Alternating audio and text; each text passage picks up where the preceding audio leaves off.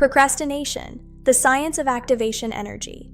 Procrastination is not a flaw. Today, we learn the science of activation energy and practical ways to lower friction, start small, and get moving. Procrastination isn't a character flaw, and it isn't solved by waiting for a magical burst of motivation. More often, it's a friction problem. If the first step feels too big, too vague, or too emotionally loaded, the brain looks for relief now and pushes the task to later. The good news is that procrastination can often be addressed with conscious effort once you understand the science of activation energy and learn how to lower the barrier to starting. Procrastination and activation energy. Why starting feels hard. At the heart of procrastination is a simple pattern. The brain prefers immediate comfort over future benefit. That's why a task you care about can still sit untouched for hours. The activation energy needed to begin is the mental effort required to shift from intention to action. When that energy demand is high, starting can feel surprisingly heavy. Psychology and behavioral science suggest that people often delay tasks not because they are lazy, but because the task feels unpleasant, uncertain, boring, or overwhelming. The moment of initiation is often the hardest part. Once motion begins, however, the task may start to feel more manageable. That's why procrastination is less useful to treat as a mystery to blame yourself for, and more useful to treat as a system to redesign. Section 2. What makes procrastination worse? Several common triggers can raise the activation energy of a task.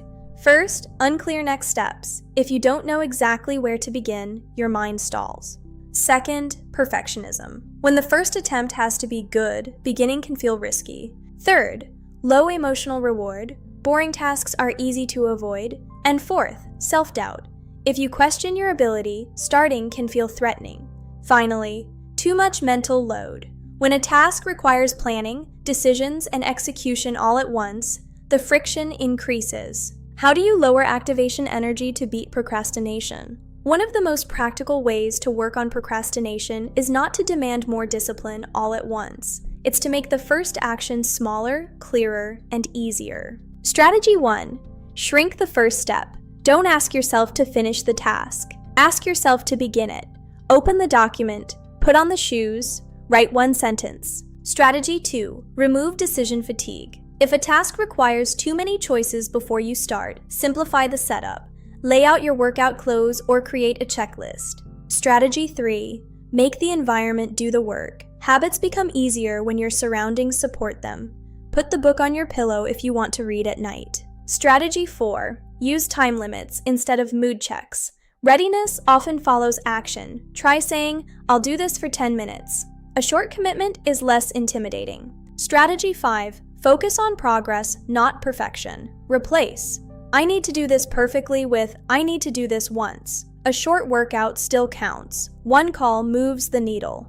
The science matters because it changes the strategy. If procrastination were purely a moral failure, shame might seem like a solution, but it's actually about activation energy. This approach is more compassionate. It acknowledges that we delay for many reasons: fear, boredom, or overwhelm.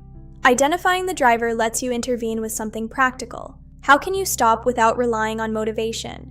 Try this sequence. Name the task, identify the first step, reduce it until it's too easy, start for 2 to 10 minutes, and continue only if the momentum is there. If the task is still overwhelming, break it into layers. Don't finish the project. Just open the file and read the brief. Each layer lowers the barrier to entry. It also helps to separate planning from doing. Many people stall because they try to solve everything at once. Give planning and action their own dedicated time blocks. Long-term change comes from systems.